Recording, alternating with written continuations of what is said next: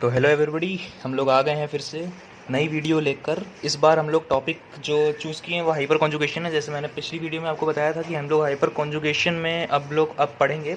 Hyper conjugation और inductive effect बाकी रह गया है, जो कि बेसिक कॉन्सेप्ट्स होते हैं जीओसी के खास करके। तो इनको सीखना बहुत ज़रूरी होता है। They are very important. बहुत ही बेसिक चीज़ होती हैं और बहुत इंपॉर्टेंट चीज़ होती हैं। इनको जल्दी से हम लोग सीख के आगे बढ़ते हैं और फिर एडवांस लेवल में कैसे सॉल्व करते हैं क्वेश्चंस वो देखेंगे। तो हम लोग बेसिकली आज क्या करेंगे, हाइपर कॉन्जुगेशन के ऊपर वीडियो देखते हैं। इससे आपको हाइपर कॉन्जुगेशन की सारे कॉन्सेप्ट जितने हैं बेसिक्स वो पता लग जाएंगे। तो हाइपर कॉन्जुगेशन बेसिकली क्या होता है, इतना आप इसको याद रखिए सिंपल लैंग्वेज में कि हाइपर कॉन्जुगेशन क्या होता है। ये बेस्ड ऑन अल्फा हाइड्रोजन होता है। क्या होता है ये? Based on alpha hydrogen. अब अल्फा हाइड्रोजन क्या होता है मैंने पहले आपको बता दिया था। अब कैसे कैसे अल्फा हाइड्रोजन होते हैं और ये मैं आपको आगे बताता हूँ। दूसरा पॉइंट आप याद रखिए कि ये किस टर्म, हाइपर कॉन्जुगेशन टर्म जो यूज़ होता है वो बेसिकली किन चीज़ों में टर्म यूज़ होता है। ये टर्म यूज़ होता है फ्री रेडिकल में, कार्बोकटायन में। यहाँ फ्री रेडिकल में हो गया, कार्बोकटायन हो गया, एल्कीन्स हो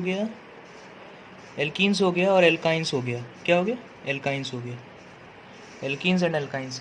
तो बेसिकली ये होते हैं चार चीज़ें। क्या? Free radical, carbocation, alkenes and alkynes. या आप बेसिकली नोट करके रख लीजिए, इन चार में ही यूज़ होगा ये हाइपर कॉन्जुगेशन का इफेक्ट। तो हाइपर कॉन्जुगेशन का इफेक्ट क्या है? यूज़ होता है चार में। तो हम लोग इसको क्या करते हैं, इसको बेसिकली क्या कहते हैं? एच इफेक्ट भी कहते हैं हम लोग। क्या कहते हैं? एच इफेक्ट ये भी कहा जाता है। हाइपर कॉन्जुगेशन को क्या कहा जाता है? एच इफेक्ट भी कहा जाता है। तो हम लोग कैसे अब यूज़ करेंगे इसको देखते हैं। बेसिकली मैं पहले आपको ये डेफिनेशन बता देता हूँ इन टर्म्स की। तो बेसिकली क्या होता है, हम लोग जब भी कार्बन के बॉन्ड तोड़ते हैं, मैंने आपको पहले बताया है, ये सब ईजी चीज़ें हैं। ये कार्बन के बॉन्ड होते हैं। जैसे कार्बन का एक बॉन्ड हुआ, ये दो कार्बन के बीच एक बॉन्ड है, तो ये जब टूटता है तो ये टू टाइप से टूटता है। पहला टाइप क्या होता है? हेट्रोलिसिस। और दूसरा टाइप क्या होता है? होमोलिसिस। हेट्रोलिसिस का मतलब ये हुआ कि डिफरेंट पेयर्स, डिफरेंट इलेक्ट्रॉन्स। और होमोलिसिस आप ऐसे याद रखिए कि सेम इलेक्ट्रॉन। होमो मतलब सेम, हेट्रो मतलब डिफरेंट। अभी क्या हो गया, अभी होगा क्या मैं बताता हूँ कि जब ये ऐसे बॉन्ड ये ब्रेक होता है, इसको क्या कहते हैं हम लोग? बॉन्ड क्लीवेज कहते हैं इसको। जब ये बॉन्ड क्लीवेज होता है किसी कारण से, तो अगर मान लीजिए कि कार्बन का ये बॉन्ड क्लीवेज हुआ और इसका जो इलेक्ट्रॉन है, इसके कुछ इलेक्ट्रॉन, जैसे इसके दो इलेक्ट्रॉन शेयर हुए मान लीजिए इसका, तो ये इसके पास चलेगा। इससे क्या बनेगा? इससे क्या बनता है? एक कार्बन पॉजिटिव बन जाएगा एंड कार्बन नेगेटिव बन जाएगा। इसका कार्बन, इसको क्या कहते हैं हम लोग? कार्बोकटायन कहते हैं। कार्बोकटायन, पॉजिटिव चार्ज कार्बन जिसे कहते हैं वो क्या होता है? कार्बोकटायन होता है। और इसको क्या कहते हैं हम लोग? कार्बो एनाइन कहते हैं इसको। कार्बो एनाइन यानी नेगेटिव चार्ज कार्बन। क्या हो गया? नेगेटिव चार्ज कार्बन हो गया। तो बेसिकली यही हम लोग का क्या हेट्रोलिसिस बनता है। हेट्रोलिसिस यानी अनशेयर्ड पेसेस, यानी डिफरेंट इलेक्ट्रॉन की शेयरिंग से हम लोग को क्या मिलता है? हेट्रोलिसिस से ही कार्बोकटायन, कार्बो एनाइन मिलता है। ये पहले आपको बता चुका हूँ मैं। और बेसिकली अब मान लो आपको बेसिक टर्म जो आता है फ्री रेडिकल क्या होता है? ये कार्बन बॉन्ड जो अभी आपने ऊपर देखा, इसको अगर ब्रेक कर दें और ये मान लीजिए इसका इलेक्ट्रॉन इसको मिल जाए और इसका इलेक्ट्रॉन इसको मिल जाए, मतलब दोनों को अपने अपने इलेक्ट्रॉन मिल जाए, दोनों कार्बन को बॉन्ड ब्रेक हो के आफ्टर ब्रेकिंग द बॉन्ड, अगर इन दोनों को इलेक्ट्रॉन उनके इलेक्ट्रॉन खुद के मिल जाएं, तो उसको इससे हम लोग को क्या मिलता है? क्या स्पीसीज बनता है? फ्री रेडिकल मिलता है। क्या मिलता है हम लोग को? Free radical. क्या इसको कैसे हम लोग डिनोट करते हैं? इसको डिनोट ऐसे करते हैं कि दोनों साइड हमको क्या मिल गया? Free radical. ये ना कोई न्यूट्रल स्पीसीज होते हैं, ना कोई पॉजिटिव चार्ज होते हैं और ना ही कोई नेगेटिव चार्ज होते हैं। तो क्या कहते हैं इन्हें? न्यूट्रल स्पीसीज होते हैं। ये न्यूट्रल स्पीसीज होते हैं, यानी उनको अपने अपने इलेक्ट्रॉन मिल गए आफ्टर क्लीवेज ऑफ बॉन्ड। उनको दोनों कार्बन को अपने अपने इलेक्ट्रॉन मिल गए, तो इसमें क्या कहते हैं हम लोग? फ्री रेडिकल कहते हैं। तो बेसिकली इन चार में ही लगता है क्या? हाइपर कॉन्जुगेशन का इफेक्ट, जो कि एच इफेक्ट भी कहते हैं हम लोग। तो बेसिकली इन चार स्पीसीज में ही लगते हैं। कौन से? Free radical, carbocation, alkenes and alkynes. तो अब देखते हैं हम लोग क्वेश्चन के फॉर्म में कैसे हाइपर कॉन्जुगेशन को देखा जाता है। तो सबसे पहले हम लोग आते हैं फ्री रेडिकल में हम लोग देखते हैं कैसे हाइपर कॉन्जुगेशन होता है। तो सबसे पहले हम लोग क्या देखते हैं? फ्री रेडिकल में क्या कैसे देखते हैं। तो स्टेबिलिटी ऑर्डर हम लोग कैसे देखते हैं, जैसे मान लीजिए ये कोई CH3 है, मान लीजिए 4 है, इसको हमने एक बॉन्ड ब्रेक किया, यानी कि कार्बन का जो एक बॉन्ड हुआ इसको हम लोग ने मान लीजिए एक ब्रेक करके CH3 बनाया, CH3 क्या बनाया, CH3 का रेडिकल बना दिया।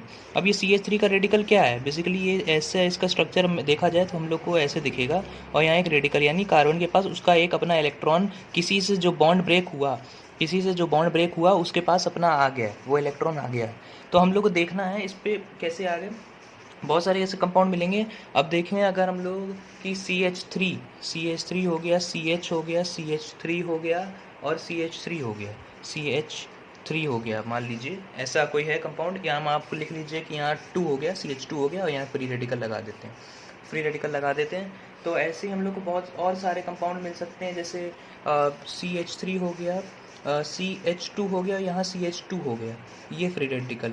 तो जितने भी फ्री रेडिकल हैं, फ्री रेडिकल का मैंने क्या बोला, कोई भी अल्फा कार्बन क्या होता है, किसी भी alkene alkyne free radical carbocation के कार्बन से जुड़ा हुआ, कार्बन से लगा हुआ हाइड्रोजन, उसको क्या करेंगे, अल्फा हाइड्रोजन कहेंगे उसको, और उससे जुड़ा कार्बन क्या कहेंगे, इसको क्या कहेंगे, अल्फा कार्बन। क्या कहेंगे, इसका अल्फा कार्बन, इसको क्या कहेंगे, अल्फा हाइड्रोजन।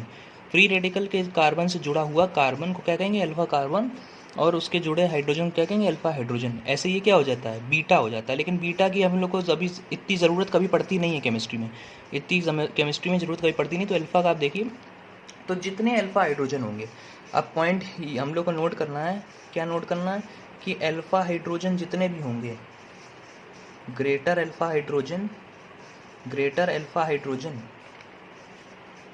द स्टेबिलिटी, जितने भी होंगे जितने ज़्यादा हम लोग की स्टेबिलिटी होगी। Greater the alpha hydrogen, greater the stability. जैसे हम लोग देख लेते हैं, इसमें देख लेते हैं, इसमें कितने हैं, इसमें एक कार्बन है, उससे कोई जुड़ा कार्बन नहीं है, तो इसमें क्या आता है, 0 अल्फा हाइड्रोजन। इसमें कितना हुआ, इसमें एक कार्बन, इसमें ये रेडिकल है, फ्री रेडिकल है, इससे जुड़ा एक कार्बन है, बस इससे जुड़ा एक कार्बन, इसके पास कितने हैं, 1 अल्फा हाइड्रोजन है। ये कार्बन है फ्री रेडिकल, इससे जुड़ा एक कार्बन है, इसके कितने हैं, 2 अल्फा हाइड्रोजन है। तो सबसे ज़्यादा स्टेबल कौन सा हुआ, ये। उसके बाद सबसे ज़्यादा स्टेबल ये हुआ, उसके बाद स्टेबल कौन सा हुआ, ये हुआ, और उसके बाद क्या हुआ, ये हुआ। तो ऐसे हम लोग स्टेबिलिटी ऑर्डर आ गई। इसमें क्या आ गया हम लोग का कि ये वाला स्टेबल सबसे ज़्यादा कौन सा स्टेबल हुआ, ये, फिर ये, और फिर ये। Greater the alpha hydrogen, numbers में ग्रेटर द स्टेबिलिटी। तो अब हम क्वेश्चन से समझने की, एक एग्जांपल से समझने की हम लोग कोशिश करते हैं, हाइपर कॉन्जुगेशन के इफेक्ट। बेसिकली इस टॉपिक में आपको स्टेबिलिटी ऑर्डर का चेक करने में क्वेश्चंस आएंगे। जब हम लोग इंडक्टिव इफेक्ट का भी ख़त्म कर लेंगे, उसके बाद हम लोग मिक्स जो होते हैं, कैसे हम लोग स्टेबिलिटी के ऑर्डर चेक करते हैं कोई भी क्वेश्चन में, ये सब क्वेश्चन आते हैं जेईई मेंस एडवांस में, और बहुत ही कन्फ्यूजिंग होते हैं बहुत बच्चों को, जो ये टॉपिक नहीं समझ पाते हैं। तो हम लोग पहले एग्जांपल से देखते हैं हाइपर कॉन्जुगेशन इफेक्ट के ऊपर। ये सिर्फ क्वेश्चन है, ये क्वेश्चन सिर्फ हाइपर कॉन्जुगेशन इफेक्ट से ही सॉल्व हो सकता है, तो इसीलिए मैंने ये क्वेश्चन उठाया कि पहले एग्जांपल से देखते हैं, और एग्जांपल से हम लोग उसको क्रैक करने की कोशिश करते हैं, ताकि हायर लेवल में जब मिक्स कॉन्सेप्ट लगेगा, हम लोग को हायर लेवल में मिक्स कॉन्सेप्ट होगा तो हम लोग उसको यूज़ कर पाएंगे। तो पहले देखते हैं हम लोग क्या होता है। तो पहले क्या है, यहाँ पे हम लोग को दिया है कि इसमें स्टेबिलिटी ऑर्डर बताना है, क्या दिखाना है, स्टेबिलिटी ऑर्डर बताना है। तो पहले आप बेसिकली आप लोग सॉल्व करिए, उसके बाद 5 सेकंड के बाद मैं बताता हूँ आपको, वीडियो पॉज करके सॉल्व करते हैं। तो ठीक है, मैं बताता हूँ सोल्यूशन इसका। सोल्यूशन कैसा होगा, मैंने आपको क्या बोला कि स्टेबिलिटी किसकी ज़्यादा होगी, ग्रेटर स्टेबिलिटी किसकी होगी, ग्रेटर स्टेबिलिटी किसकी होगी, जिसके अल्फा हाइड्रोजन ज़्यादा होंगे, अल्फा हाइड्रोजन जितने ज़्यादा उतनी ग्रेटर स्टेबिलिटी। तो पहले हम लोग देखते हैं सीधे कॉन्सेप्ट से उठा के करते हैं। CH2 है, ये एक फ्री रेडिकल है, सब फ्री रेडिकल्स हैं, तो फ्री रेडिकल की स्टेबिलिटी देखनी है हम लोग को किस फॉर्म में, अल्फा कार्बन के फॉर्म में। सबसे सिंपल क्या है, अल्फा कार्बन के फॉर्म में देखनी है। तो इसमें कितने अल्फा हाइड्रोजन हुए, इसका अल्फा हाइड्रोजन कितना हुआ, ये अल्फा कार्बन है, तो इसके रिलेटेड अल्फा हाइड्रोजन कितना हुआ, 1 हुआ। ऐसे इसका, ये फ्री रेडिकल है, इसमें कितने अल्फा हाइड्रोजन, अल्फा कार्बन, एक ये अल्फा कार्बन और ये एक अल्फा कार्बन। ये ध्यान रखिएगा कि आप ये ना मत समझिएगा कि कई लोग कंफ्यूज हो जाते हैं कि जो एक ही कार्बन उनको लगता है अल्फा है, बल्कि होते बहुत सारे हैं, तो अच्छे से काउंट करके ध्यान से काउंट करना होता है। तो इसमें जब ये फ्री रेडिकल है, इसके कितने हाइड्रोजन हुए, यहाँ 3 हुए, यहाँ 2 हुए, और यहाँ भी 2 हुए, तो इसका टोटल कितने हुए, 3 + 2 + 2 7। इसके 7 अल्फा हाइड्रोजन हो गए। ऐसे इसके हम लोग को देखना है, ये अल्फा कार्बन है, ये अल्फा कार्बन है, और ये अल्फा कार्बन है। ऐसे इसके कितने हुए, 2, इसके 2 और इसके 2, तो इससे कितने टोटल हुए, 6। 6 अल्फा हाइड्रोजन। ऐसे ये रेडिकल है, इसका एक अल्फा हाइड्रो कार्बन ये है और एक अल्फा कार्बन ये है। इसमें कितने हाइड्रोजन है? 2 हैं, बट इसमें तो 0 हैं, तो इसके कितने हो गए? 2 हो गए। तो इसमें कितने हो गए? 2 हो गए। तो सबसे ज़्यादा स्टेबिलिटी किसकी आई? 7, यानी 2 की स्टेबिलिटी सबसे ज़्यादा है।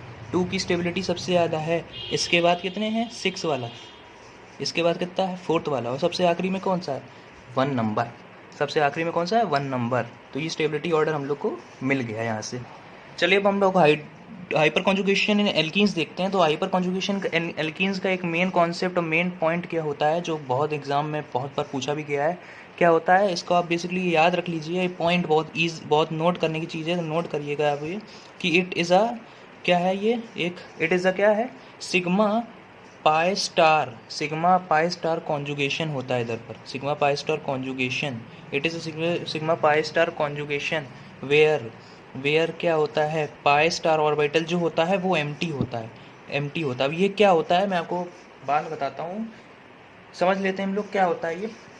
तो जब भी जैसे कोई रेडिकल है, जैसे मैंने आपको ये मान लीजिए आपको कोई रेडिकल मैंने दिया, ये रेडिकल है, तो इसमें क्या होता है, ये सिग्मा बॉन्ड है, जिस मतलब इसको अच्छे से दिखाता हूँ मैं।